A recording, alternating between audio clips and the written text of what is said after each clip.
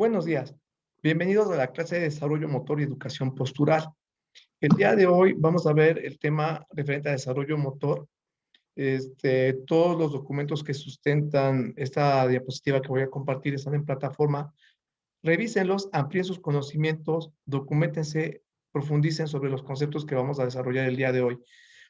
También es importante recordarles que para la sesión número 3, que es la próxima clase, que es en línea, se va a aplicar el primer examen parcial que está programado. Así que la primera hora va a ser para la clase de ese día de la sesión 3 y la segunda hora va a ser para que ustedes elaboren las respuestas al examen y puedan obtener su puntaje correspondiente.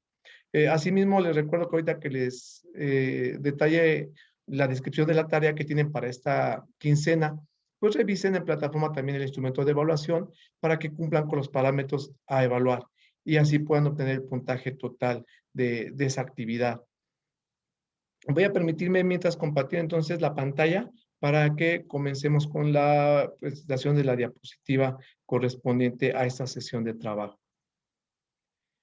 Bien, como les dije, el tema es desarrollo motor y vamos a iniciar el día de hoy ya con la clase. La temática tiene que ver con las tendencias básicas en el desarrollo locomotor, las hipótesis de la maduración, de la experiencia, destrezas motoras como sistemas dinámicos, del desarrollo motor fino, las consecuencias psicológicas del desarrollo motor temprano, desarrollo motor en la niñez y la adolescencia, significado neuropsicológico del control postural, equilibrio, significado psiconeurológico, significado filogenético y ontogenético del equilibrio y lo que es actividad postural. La tarea es un cuadro sinóptico del tema movimientos y acciones, ya está en plataforma. Descargan el archivo, acá hay que ver lo que tiene que ver con el enfoque conductual, el enfoque de los sistemas de control y el enfoque neurobiológico, que es lo que contiene la lectura. Acá hay que elaborar un cuadro sinóptico de esa lectura que está en plataforma, que es 3-4, Psicología Fisiológica. Ahí está el nombre, entre paréntesis, de los autores, es la primera parte. Así está ya en la plataforma, la descargan, la revisan, la analizan y elaboran un cuadro sinóptico referente a los enfoques que están plasmados en esa lectura. El instrumento de evaluación va a ser una rúbrica que también ya está en plataforma para que la revisen y vean lo que debe contener las características generales de su trabajo. Bien, vamos a comenzar con lo que es desarrollo motor. Ahí los principios cefalocaudal y próximo distal son los fundamentos que describen el desarrollo muscular y la mielinización. Recordemos que ya vimos en otro semestre lo que refiere a ese aspecto de mielinización, que es lo que recubre los axones de las neuronas y cómo se rige el progreso en el desarrollo motor en los primeros años. Primero se da un control de cabeza, luego se da el control de las manos para manipular su entorno y posteriormente lo que sería ya la locomoción, el desenvolvimiento en ese entorno. Entonces, viendo esas características de los primeros años de vida, vamos a ver que hay unos principios precisamente que es el cefalocaudal y el próximo distal. El principio cefalocaudal es de la cabeza hacia abajo. Las actividades en las que interviene la cabeza, el cuello y las extremidades superiores preceden a las que suponen el uso de las piernas y extremidades inferiores en general. El principio próximo distal es del centro hacia afuera. Las actividades que intervienen en el tronco y los hombros aparecen antes que las que requieren de las manos y de los dedos. Acá vamos a ver lo que se refiere a las hipótesis de la maduración y de la experiencia. La maduración describe el desarrollo motor como una serie genéticamente programada de eventos en que los nervios y los músculos maduran en dirección descendente y hacia afuera, que fue lo que describimos previamente. Los infantes de todo el mundo recorren aproximadamente la misma serie de hitos, por lo que la maduración es la base del desarrollo motor y que la práctica se limita a permitir al niño perfeccionar destrezas posibilitadas por la maduración.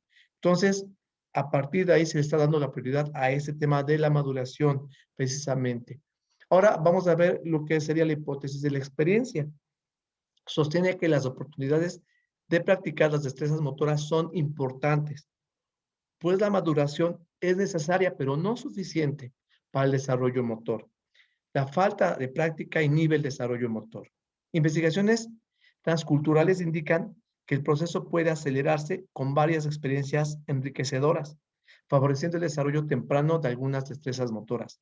Algunas experiencias como la postura erguida y diversas formas de gestación influyen en la edad en que importantes capacidades se alcanzan y se traducen en acción. Entonces podemos ver que es diferente a la anterior esta hipótesis y tiene mucho que ver con esas experiencias y la praxis. Acá está la teoría de los sistemas dinámicos que plantea Thelen, que dice que a pesar de que coincide en que la maduración y la experiencia contribuyen al desarrollo motor, no se trata de respuestas genéticamente programadas que tan solo se van desenvolviendo, como establece la hipótesis anterior, ¿no? Y considera también que las destrezas motoras son una reorganización activa de capacidades ya dominadas, cuyo fin es encontrar medios más eficaces de explorar el ambiente o de alcanzar otros objetivos. Las destrezas motoras surgen a medida que los niños curiosos reorganizan sus capacidades con el fin de lograr objetivos importantes. Entonces, acá también podemos ver que al final de cuentas la información propioceptiva es muy importante. Eso se refiere a la información sensorial proveniente de los músculos, de los tendones, de las articulaciones, y van a servir para localizar la posición del cuerpo o de alguna parte del mismo en el espacio. Esto vaya a estar relacionado con lo que es el desarrollo motor precisamente fino. Entonces, esa es riqueza de información propioceptiva va a permitir el desarrollo motor fino. Este desarrollo motor fino va a desarrollar destrezas manipulatorias. Primero se va a dar el nacimiento cubital y posteriormente el nacimiento de pinza. El nacimiento cubital es la destreza temprana de manipulación en que el infante toma objetos oprimiendo los dedos contra la palma de la mano. Y el nacimiento de pinza es la destreza en la que los dedos, lo que es el pulgar, se usa frente a los demás dedos, pues, con lo cual permite que al niño levantar y manipular los objetos con mayor habilidad. Este nacimiento de pinza es un hito motor importantísimo en el cual se basa la adquisición de muchas actividades manuales de coordinación fina, precisamente. Ahora, la transición física de la niñez a la adultez. Hay un estirón de crecimiento del adolescente. Hay un aumento rápido de crecimiento físico que marca el inicio de la adolescencia. Se designa la aceleración del estadio de la estatura y del peso. El cuerpo adopta un aspecto ya más adulto en cuanto a proporciones. La pubertad es un término latino derivado de puberta, significa crecimiento de vello o cabello. Esta etapa de la vida de la pubertad es en la que se alcanza la madurez sexual y desde el punto de vista físico se es capaz de concebir o procrear un hijo. Ahora, el significado neuropsicológico del control postural tiene que ver con el significado precisamente del equilibrio, que es de extrema importancia en el dominio de la motricidad, en la esfera de la adaptación o en el aprendizaje. El equilibrio implica control postural y el equilibrio refleja la integración del sistema vestibular, propioceptivo y cerebeloso,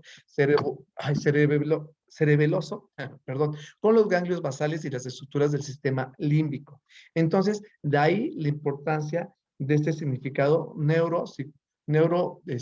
psiconeurológico, perdón, del equilibrio y la importancia que tiene para la integración de todo lo que implica a nivel postural.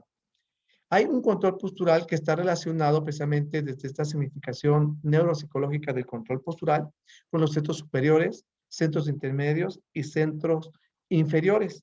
En los centros superiores se encontraría lo que se refiere a la corteza cerebral. En los centros intermedios, lo que sería el tallo del cerebral y el cerebelo. Y en los centros inferiores ya se refiere a aspectos medulares. Entonces, todo el control postural tiene que pasar en ese orden por los centros de control correspondientes. La disfunción del control postural interfiere en todo tipo de actividad, es decir, no exclusivamente en la motora, sino en la emocional, perceptiva, cognitiva, social, simbólica. Desde el reflejo miotático a la modulación tónica, desde la coactivación alfa-gamma hasta la firmeza gravitacional, el equilibrio integra un servomecanismo indispensable en el sistema nervioso central, una clave fundamental de la evolución filogenética y en la evolución ontogenética. Entonces podemos ver que cuando hay una disfunción de ese control de la postura, no se puede precisamente generar una interacción con el entorno y con los demás, lo que precisamente va a afectar toda la actividad, no solamente la tónica. Y acá nos habla de los reflejos y las relaciones que existen con lo que es la gravedad y el equilibrio que se debe de dar en todos estos sistemas a nivel nervioso para que la evolución filogenética, que es la que tenemos a lo largo de toda la historia de nuestra especie, contribuya a la evolución ontogenética, que ya es propia del individuo propiamente. Entonces, acá en cuanto a la postura, podemos ver en estos dibujos esquematizado lo que es la del gorila y la que se refiere a la de la especie humana, que es el único en el que la postura se produce con singulares adaptaciones neurofuncionales. Y esto se origina precisamente por la evolución también cultural. Entonces, la diferencia de la postura al andar de este gorila con la diferencia también de la postura erguida del ser humano en estado ya estático. La postura bípeda está considerada como un fenómeno locomotor sin paralelo en los mamíferos. La postura es una de las tres características de la evolución humana, de este desarrollo filogenético de la evolución humana. Esto está relacionado también, igual que el lenguaje y la forma del cerebelo. Eso nos plantea Engels en 1925. Evolutivamente, el ser humano es el único mamífero con un pie plantígrado especializado para la función de apoyo, impulsión y locomoción, como resultado de una reacción con el suelo, consecuencia de la propulsión de la extensión de la rodilla con el cuádriceps, con los flexores plantares, una epífisis distal del fémur y una epífisis proximal de la tibia horizontales, una cabeza del fémur tan prominente y un isquion tan delicado y bajo un ilion curvo. Todas esas son características de nosotros como especie que son producto del proceso de evolución filogenética. Hay una cavidad también que es de recipiente visceral, reducida y resuelta, en donde emerge dialécticamente la incompatibilidad fetopélvica y la verticalidad del centro de gravedad, un acortamiento de la apófisis espinosa y transversales de la espina dorsal, que están en base a las curvaturas fisiológicas y de su dualidad estático-motora. Recordemos que esa dualidad es ¿por qué? Porque pues, tenemos movimientos y también tenemos posturas fijas. Unos cambios de las estructuras muscular de la pelvis con significativa transformación propulsora, perdón, del gran recto y estabilizadora del recto anterior. Entonces, nos damos cuenta cómo todo esto que está relacionado a nivel anatómico y fisiológico funcional del cuerpo, sus estructuras, contribuyen a la postura bípeda y es algo único en la especie humana en relación con los demás animales. Entonces, el bipedismo estuvo acompañado de una serie de adaptaciones morfofuncionales, que son las que describimos previamente, y diversas que se transformaron en la clave de la innovación evolutiva también. Por ello, que el significado del control postural en el ser humano es extremadamente relevante, dado que se trata de un producto final de innumerables adaptaciones filogenéticas y una disposición ontogenética de la persona, pues, fundamental en todos los procesos de aprendizaje y de la adaptación. Todo esto se encuentra descrito en la lectura precisamente sobre el significado neuropsicológico del control postural que está en plataforma. Revísela, no estamos en una clase en línea donde podamos describir más detalladamente y sacar todas las dudas en el momento, pero todo lo necesario está en plataforma. Las actividades posturales antigravitacionales y direccionales de la locomoción terrestre requieren la vigilancia y regulación neurotónica de la organización axial y de la polaridad cefalocaudal, resultante de estímulos geotípicos que están en la base de la motricidad triunfante de nosotros los seres humanos, en la medida en la que esta no se puede efectuar más que cuando el control postural sea cerebeloso y corticalmente integrado, es decir, que ya se encuentra integrado a nivel de la corteza cerebral, asegurando así las condiciones necesarias de apoyo, de anticipación y de preparación de la acción, componente crucial que está en el origen profundo de la cognición humana. Esto nos dice Fonseca en 1998. Entonces podemos ver cómo se relaciona precisamente la motricidad con la cognición humana y todo va relacionado con precisamente la locomoción vinculado a las actividades posturales. Ahora, acá podemos ver que el control postural se construyó a lo largo de la antropogénesis y de la ontogenia, exigiendo algún tiempo para que se estructure y se incorpore neurológicamente. También la postura erecta depende de su mantenimiento antigravitacional asegurado por la función tónica de los músculos. Y la función tónica es altamente compleja en el ser humano. La postura bípeda debe someterse a leyes de equilibrio Para ello, deben intervenir innumerables reflejos posturales de origen filogenético al mismo tiempo que está el desplazamiento y la fluctuación por lo consiguiente del centro de gravedad en estos casos. Y precisamente para provocar cambios posturales correctivos, hay desencadenamientos por acción de los receptores laberínticos, visuales y somastoestáticos. Todo esto se vincula para controlar la postura bípeda y los reflejos posturales de origen filogenético interactúan. Recuerden que estos reflejos posturales vienen a lo largo de la adaptación de la especie y nos los heredan también de manera ya predeterminada en la especie. La postura y la motricidad son dos de los componentes evolutivos que combinan en un todo funcional la adaptación. Sus presiones adaptativas transformaron la paleomotricidad en neomotricidad y la aparición del sistema piramidal y del neocerebelo está ciertamente asociada con las nuevas propiedades de la organización interna del cerebro. Eso nos dice Fonseca en 1988. La postura da como resultado un sistema funcional de donde emergen una síntesis integrada de múltiples aferencias sensoriales, lo que sale. Acá nos dice a Juriaguerra en el 76, del siglo pasado, también Keppard en 1971, perdón, Wallon en 1949 y 1968. Producida en los receptores periféricos, propioceptivos, vestibulares y visuales, regulada a base de procesos de acción, retroacción, lo que es la retroalimentación, pues, que permite al individuo contar con una capacidad funcional única y singular entre los vertebrados. Todo eso es lo que nos arrojaron estos aportes que nos hacen los autores referentes a esos receptores y todas las múltiples aferencias que existen a nivel sensorial y que permiten a nosotros como individuos controlar esa capacidad.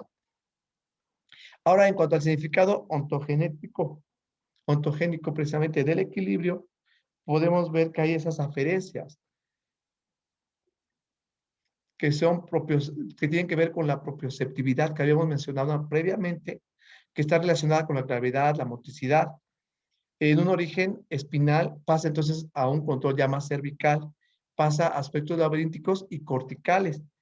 Ya tiene que ver con aspectos visuales auditivos, exteroceptividad, hay un control ya espacial y previamente hubo un control postural. Y esto nos va a dar un universo extrasomático fuera de nuestro cuerpo, donde el espacio es objetivo, no hay un ego y se generan los procesos psicológicos básicos, la imagen del cuerpo y también hay un espacio que es subjetivo del ego, que tiene que ver con el universo intrasomático, el interior del propio cuerpo. Esta teoría biosemiótica nos plantean en 1963. Ahí está el nombre del autor, que viene también en la lectura. Hay un significado ontogenético del equilibrio. En este sentido, la epistemología genética nos plantea Piaget en 1973-1976, al sostener que el conocimiento es primariamente una acción sobre el objeto. Se refuerza la función de la postura y de la motricidad en la génesis de los procesos cognitivos, puesto que conocer efectivamente la realidad no es copiarla, sino actuar sobre ella, transformándola. Entonces, podemos ver que precisamente esa interacción que se da con los objetos, con el entorno, es lo que precisamente da conocimientos. Y es muy importante para poder desarrollar la función postural y de la motricidad y generar entonces conocimiento. Acá en lo que se refiere a este significado ontogénico del cerebro, hay una especialización hemisférica que se da en cada uno de nosotros. Entonces, esa especialización hemisférica nos va a permitir que el cuerpo calloso conecte el hemisferio izquierdo con el hemisferio derecho y nos dé lo que serían procesamientos, como lo que sería el lenguaje, la matemática, la lógica, las palabras. Y también el otro hemisferio nos va a dar un procesamiento relacionado con lo que es la música, el ritmo, la pintura, la imagen, las rimas, las posturas. Unos van a tener actividades simbólicas de su procesamiento y el otro hemisferio va a tener un procesamiento de actividades no simbólicas. Y todo esto está especialmente relacionado a la especialización hemisférica que se da a nivel de la corteza cerebral. Ese significado ontogénico también va a estar relacionado a que el cerebro necesita automatizar sus funciones antigravíticas. Entonces, al tener esa relación con las funciones que van contra la gravedad, puede procesar las informaciones simbólicas. Y esas adquisiciones posturales son precondiciones de las adquisiciones específicamente humanas y de ahí la importancia para el desarrollo cognitivo. Si no, no se puede desarrollar ese aspecto de la cognición humana. Entonces, la primera fuente del conocimiento humano necesita la experiencia motora personal. Por eso es importante el significado ontogénico motor en cada persona. Y no es viable que más abajo se determinen condiciones de estabilidad postural. Acá podemos ver que este significado ontogénico del equilibrio tiene relación con la ontogénesis postural. Y acá vamos a volver a recordar lo que vimos al inicio de la sesión, que es la ley proximodistal y la ley cefalocaudal, que tiene que ver con procesos de mielinización y también con lo que son las sinapsis, las conexiones que se van generando a nivel del sistema nervioso, las conexiones neuronales y la transmisión por consiguiente de los impulsos nerviosos. Acá podemos ver cómo se da el control cefálico, luego se da la reptación, una postura sentada, ya empieza a darse lo que es la aprehensión palmar, luego viene, recordemos que ya vimos lo que es la fina, que es la pinza digital, luego viene una postura ya bípeda, primeramente con apoyo, y posteriormente ya el andar, lo que es la locomoción propiamente de la persona. Entonces esto, vamos viendo que sería precisamente lo que habíamos mencionado, los hitos del desarrollo, y esto es una significación ontogénica, por lo que pasa cada individuo de manera individual en su desarrollo del equilibrio. La actividad postural, ahora bien, tiene que ver con diferentes formas de manifestarse, lo que sería precisamente la postura. Tiene que ver con expresividad postural, estabilidad estático-cinemática, preparación postural y resistencia a la resistencia postural, pues. La primera, que es la expresividad postural, la que está en la parte superior, pues entendemos que tiene que ver como índice de la técnica y estética de la ejecución de elementos estáticos. Esta modalidad deportiva tendría que ver con tareas motoras relacionadas con criterios estéticos. Acá puede ser, por ejemplo, la gimnasia rítmica en los deportes o el patinaje artístico. Entonces, esta es una forma de actividad postural llevado a lo que es la expresividad.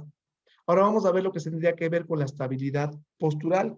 Esta está caracterizada por la capacidad de conservar la postura erguida en situaciones estáticas del cuerpo en el espacio. Tenemos que estar cómodos y generar condiciones de ejecución a las situaciones deportivas. En este caso, por eso se habla de estabilidad, porque llevándolo a temas deportivos, se relacionaría con el tirar un arma de fuego para darle en los deportes de puntería o actividades deportivas como la halterofilia, que es levantar un peso también y mantener la estabilidad postural sin caer y evitar lesiones. Otra forma de actividad postural que se lleva ya en la práctica de la vida cotidiana sería la estabilidad estático-cinemática. Esta se caracteriza por la capacidad del hombre de conservar la estabilidad de la orientación espacial y la función del equilibrio ante diversas interacciones externas que surgen como los desplazamientos en el espacio. Acá podemos ver, por ejemplo, también movimientos relacionados con la gimnasia acrobática, por ejemplo, o el esquí, porque tiene que ver esa estabilidad estático-cinemática, donde también se ejecuta un control de la postura. Hay también, de manera analizada en formas de actividad postural, lo que sería la preparación postural, que es aquella posición del cuerpo en la que mejor se puede preparar el aparato locomotor, perdón, para ejecutar elementos fundamentales de alguna acción motriz. Por eso se prepara la postura. Por ejemplo, esa preparación postural se podría plantear en las salidas de las carreras o en las salidas de la natación, donde se adquiere una postura previa a la acción motora, ¿no? Y por último, otra forma de actividad postural sería la de resistencia postural, que se caracteriza por la capacidad de conservar de forma prolongada la situación del cuerpo en la ejecución del ejercicio deportivo específico o de la actividad de la vida en concreto. Aquí, por ejemplo, cuando los esquiadores, los tiradores de una arma de fuego logran mantener de manera constante, mantenerla de forma prolongada esa postura. Y hay, por lo tanto, resistencia postural. Todo esto está también en las lecturas que se encuentran de manera digital en plataforma, que escaneé de los materiales de donde se saca todo este tipo de archivos para que ustedes lo consulten ya de manera más amplia. También podemos hablar de que esta actividad postural va a tener mecanismos fisiológicos en condiciones también de actividad deportiva, como las que analizamos en los ejemplos anteriores que les escribí, o con particularidades del perfeccionamiento.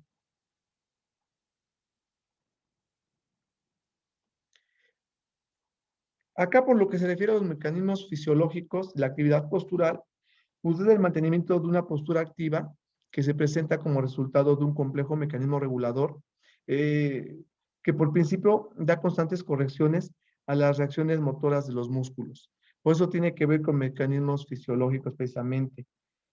Acá es muy importante la regulación y la conservación del equilibrio en la postura vertical, con lo que corresponde a estar de pie y la actividad de los músculos, por ejemplo, de la rodilla, que son los que cargan mucho de lo que tiene que ver con la corrección de las alteraciones del equilibrio, al igual que a nivel plantar y el tobillo. Es muy complejo todo el sistema de regulación del equilibrio del cuerpo eh, y el papel de los mecanismos aferentes que participan en estos mecanismos fisiológicos. También hay una actividad en condiciones de actividad deportiva, que es como los que escribimos previamente, donde pues hay que regular la postura y hacer un estudio adecuado de la manera de ejecutar adecuadamente de acuerdo a la actividad deportiva que se está desarrollando en su momento por un deportista. Al perfeccionar la estabilidad postural se observan rasgos comunes y diferencias específicas de las diferentes prácticas deportivas. Y también hay particularidades del perfeccionamiento de la actividad postural. En este caso, la coordinación neuromuscular y su aporte energético durante la actividad postural y la adquisición del equilibrio, al igual que durante las acciones deportivas, se perfecciona con una determinada sucesión del tiempo. Entonces, acá estaríamos hablando de que si hay etapas preparatorias, por ejemplo, de entrenamiento, que van a corregir y ayudar a que haya un perfeccionamiento de la postura. Y el perfeccionamiento de la actividad postural en diversas formas de manifestación tiene gran importancia en la preparación especial de la fuerza, por ejemplo. La preparación física especial va a desempeñar un papel importante en el perfeccionamiento de la postura. De ahí que entonces estamos hablando acá ya de unas sesiones específicas de acondicionamiento y de entrenamiento deportivo. Acá recordemos que se vio de manera muy general lo que contienen las lecturas que están en plataforma, pero que nos dan a entender de manera precisa los contenidos que estaban programados para esta sesión. En la próxima sesión, que es la número 3, vamos a ver lo que se refiere a movimientos de acciones, que es la lectura que van a hacer también como tarea. Ya nada más la vamos a ir exponiendo, ya sacar las inquietudes o dudas que tengan en cuanto a los enfoques que plantea esa lectura. Y vamos a dar inicio a lo que sería la segunda parte de lo que es movimientos de acciones, como tema 5, que ya viene a ver lo que serían los trastornos del movimiento, los nuevos avances en el tratamiento de los trastornos, desarrollo de funciones motores y la visión comparada de movimientos y actos motores. Voy a dejar de compartir la presentación para ya concluir la clase que se expuso el día de hoy. Creo que ya me pasé los minutos que se sugieren para exponer los contenidos. Pero bueno, traté de avanzar lo más rápido, hasta se pone uno nervioso, se traba uno porque son muchos aspectos que se pueden ver en los contenidos que vimos el día de hoy y que plantean las lecturas, pero bueno, de manera general ya se lograron plasmar en las diapositivas. Ustedes tienen los documentos necesarios, también han realizado las lecturas y creo que ayuda mucho a que comprendan aún mejor los conceptos que se describieron. Les deseo ya para culminar un excelente fin de semana, éxito en sus demás sesiones de trabajo, cumplan con sus actividades programadas para evaluar como tareas y que tengan pues, un feliz descanso en estos días ya de clases. Cuídense y nos estamos viendo para la sesión 3. Recuerden estudiar para el examen parcial. Muchas gracias y hasta luego.